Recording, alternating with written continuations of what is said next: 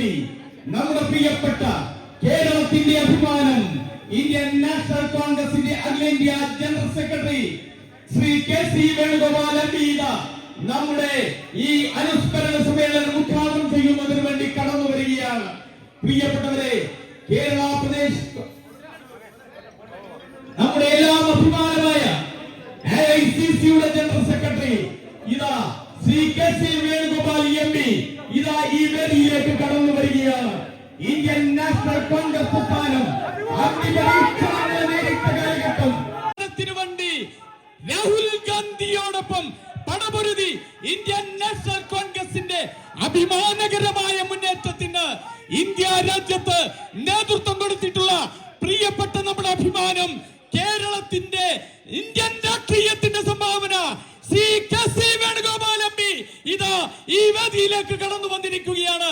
പുരസ്കാര ജേതാവ് കോഴിക്കോട് ഒരു സാധാരണക്കാരനായി രാഷ്ട്രീയ രംഗം ആരംഭിച്ച് എടുത്ത തീരുമാനങ്ങൾ ധീരതയോടുകൂടി പറയാനും കഴിയുന്ന ഒരു വ്യക്തി ജീവിതമാണ്. ഒക്കെ ചേർന്നുകൊണ്ടുണ്ടാക്കിയ അനുസ്മരണ സമിതിയാണ് കഴിഞ്ഞ കുറേ കാലങ്ങളായി ഏറ്റവും വലിയ മഹാമാരിയായ കോവിഡ് ഒഴിച്ച് ബാക്കിയുള്ള എല്ലാ വർഷവും നമ്മളിങ്ങനെ കർമ്മശ്രേഷ്ഠ പുരസ്കാരം കൊടുത്തു വരികയാണ്. ഈ കർമ്മശ്രേഷ്ഠ അവാർഡ് ഒക്കെ രാഷ്ട്രീയ സാമൂഹിക നേതാക്കന്മാരൊക്കെ വലിയ രീതിയിൽ പങ്കെടുത്ത് മുന്നോട്ട് പോയിട്ടുണ്ട്. ബഹുമാനായ ഒന്നാണ് വയനാട്ടിലെ മുണ്ടക്കൈ ചൂരൽമല അപകടം. അന്ന് രാവിലെ പ്രിയപ്പെട്ട ടി സിദ്ദീഖിനെ കാണുവാൻ ശ്രീ പ്രവീൺ കുമാർ കണ്ടത്. എന്നാൽ അർദ്ധരാത്രി ഈ വിവരം അറിഞ്ഞപ്പോൾ തൻ്റെ പനിയൊന്നും തനിക്ക് പ്രശ്നിക്കുന്ന തൻ്റെ പ്രജകളായ തൻ്റെ ആ പ്രദേശത്തെ വയനാട്ടുകാരെ സഹായിക്കുന്നതിന് വേണ്ടിയുള്ള വലിയ ദൗത്യം ഏറ്റെടുത്തുകൊണ്ട് മുന്നോട്ട് പോയി. അത് 1, 2, 3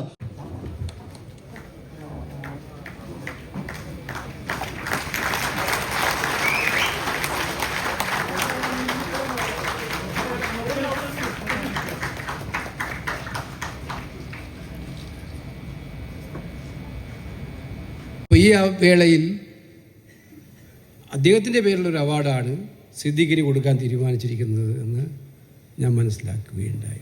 സത്യത്തിൽ ഞാനിപ്പോൾ അതിശയോക്തി പറയല്ല, ഞാൻ ആഗ്രഹിച്ചതായിരുന്നു. വയനാട് ദുരന്തം കഴിഞ്ഞ് ഒരു ജനപ്രതിനിധി എന്ന നിലയിൽ സിദ്ദീഖിൻ്റെ ഒരുപാട് പ്രവർത്തനങ്ങളെക്കുറിച്ച് പറഞ്ഞു. സംഘടനാ പ്രവർത്തനം എന്ന നിലയിൽ അത് യൂത്ത് കോൺഗ്രസ് പ്രസിഡന്റ് ആയിരുന്നപ്പോൾ, DCC പ്രസിഡന്റ് ആയിരുന്നപ്പോൾ അതൊക്കെ നമ്മുടെ ആഭ്യന്തര കാര്യങ്ങളാണ്, നമ്മുടെ പാർട്ടിയുടെ ഇൻറ്റേർണലായിട്ടുള്ള കാര്യങ്ങളാണ്.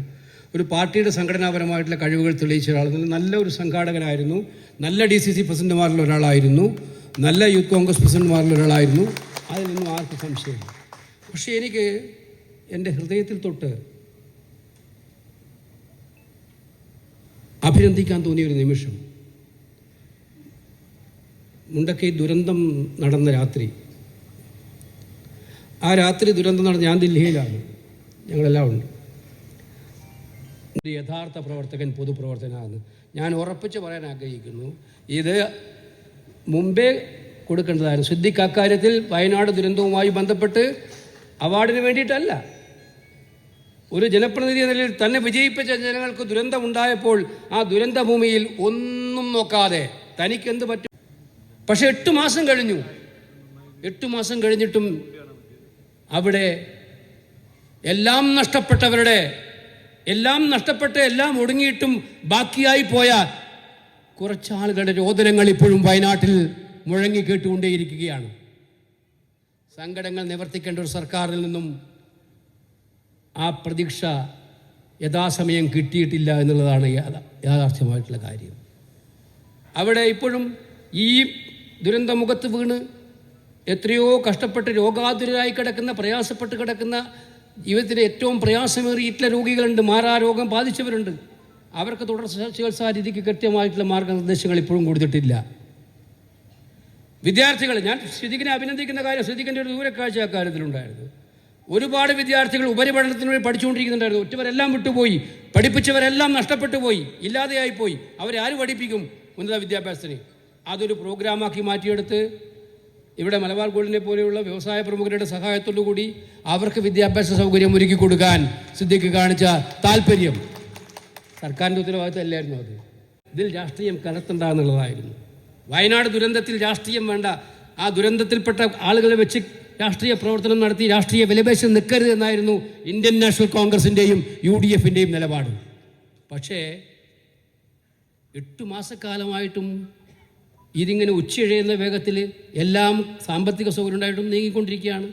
ഇപ്പോൾ സ്ഥലം ആദ്യം 10 സെൻറ്റ് കൊടുക്കാമെന്ന് പറഞ്ഞു, പിന്നെ 5 സെൻറ്റായി, മുറവിളി കിട്ടിയപ്പോൾ 7 സെൻറ്റ്. എന്തിനു വേണ്ടിയിട്ടാണ് ഈ ഒരു എന്താ പറയുക, എന്തിനു വേണ്ടിയിട്ടാണ് ഇത്രയും പിശുക്ക് കാണിക്കുന്നത്? ആരാണ് അപ്പുറത്ത് ഇത് വാങ്ങുന്നവർ? മിസ്റ്റർ മുഖ്യമന്ത്രി, ഒന്ന് ആലോചിച്ച് നോക്കുക. ആരാണ് നിങ്ങൾ കൊടുക്കുന്നത്? ആർക്കാണ്?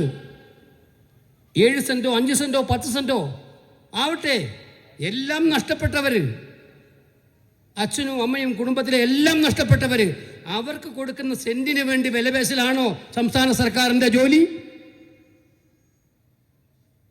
അവർക്ക് 10 സെൻറ്റ് കൊടുക്കാമെന്ന് പറഞ്ഞാൽ 1 സെൻറ്റ് പോലും കുറയാതെ കൊടുത്തിരിക്കണമെന്നുള്ളതാണ് ഞങ്ങളുടെ എല്ലാം നിലപാട് എന്ന് ഉറപ്പിച്ച് പറയാൻ ഞാൻ ആഗ്രഹിക്കുകയാണ്.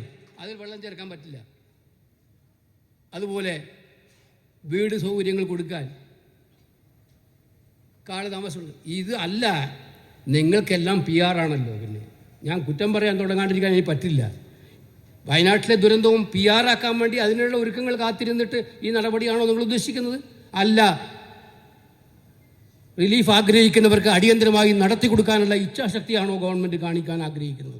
ഇതറിയാൻ ഞങ്ങൾക്ക് താല്പര്യമുണ്ട് എന്നുള്ളതാണ് എനിക്ക് സൂചിപ്പിച്ചത്. അതുകൊണ്ട് ഒരു കാലതാമസവും ഇല്ലാതെ അവിടുത്തെ ആളുകളുടെ എല്ലാ പ്രയാസങ്ങളും പ്രശ്നങ്ങളും പരിഹരിക്കാൻ ഞങ്ങളെല്ലാം പൂർണ്ണമായി സഹകരിച്ചതാണ്, ഇനിയും സഹകരിക്കും, തയ്യാറാകണമെന്ന് ഈ വേളയിൽ പറയാണ്. സിദ്ദീഖിൻ്റെയൊക്കെ പ്രവർത്തനം നിതാന്ത ജാഗ്രതയോടുകൂടി. വയനാട് കേരളത്തിൻ്റെ ഭാഗമല്ലേ? ആ കേരളം ഇന്ത്യയുടെ ഭാഗമല്ലേ? നക്കാപ്പിച്ച കൊടുക്കുന്ന പോലെ 625 കോടി കൊടുക്കുകയാണ്. എന്നിട്ട് അവരുടെ കേരളത്തിൽ വന്ന് വലിയ ഗീർവാണ പ്രസംഗം നടത്തിക്കൊണ്ടിരിക്കുന്ന ഇവിടുത്തെ മന്ത്രിമാരൊക്കെ. ഒരു നാടിനോട് കാണിക്കണം, മര്യാദ കാണിക്കണം. അത് കാണിക്കാൻ നരേന്ദ്രമോദി വന്ന് കുഞ്ഞിനെ എടുത്തു, നല്ല കാര്യം, ഞങ്ങളെല്ലാം സന്തോഷിച്ചു. അദ്ദേഹത്തിൻ്റെ മനസ്സിലൊരു എമ്പതി ഉണ്ടായി നമ്മൾ വിചാരിച്ചത്. പക്ഷെ എന്താ സംഭവിച്ചത്? ആ ലോണാക്കി കൊടുത്തു, ഗ്രാൻഡ് ലോണാക്കി. ആ ലോണും പൂർത്തീകരിക്കാൻ 31 വരെ കൊടുത്തു സമയം. എന്തൊരു നിലപാടാണ് കേന്ദ്രം എടുക്കുന്നത്? അപ്പോൾ കേന്ദ്രം എടുക്കുന്ന നിലപാടിനെ എതിർക്കാൻ ഞങ്ങളെല്ലാം മുന്നിലുണ്ട്. പാർലമെൻറ്റിൽ ഞങ്ങൾ ശക്തമായിട്ട് ആദ്യം മുതൽ അവസാനം വരെ ഉണ്ട്. അതിനകത്ത് പ്രധാനമന്ത്രിയുടെ മുഖത്ത് നോക്കി കണക്ക് പറഞ്ഞ് വാങ്ങിക്കാൻ ഇനിയുള്ള ദിവസങ്ങളിലും ഞങ്ങളുടെ പോരാട്ടം തുടരുക തന്നെ ചെയ്യുമെന്നുള്ള സംശയം വേണ്ട. പക്ഷേ അവരോടത് പറയുമ്പോൾ ഇവിടെ നിങ്ങളുടെ ശ്രമങ്ങളും ആത്മാർത്ഥമായിരിക്കണം ഇക്കാര്യത്തിൽ എന്നുള്ളത് ഞാൻ സംസ്ഥാന ഗവൺമെൻറ്റിനെ കൂടി ഓർമ്മിപ്പിക്കാൻ ആഗ്രഹിക്കുകയാണ് ഇക്കാര്യം പറഞ്ഞിട്ട്. അതുകൊണ്ട് ആ രീതിയിൽ വയനാടിലെ കഷ്ടപ്പാടുകളും വേദനകളും ഉണ്ടായ ഒരു ഘട്ടത്തിൽ ഒരു ജനപ്രതിനിധി എങ്ങനെയാണ്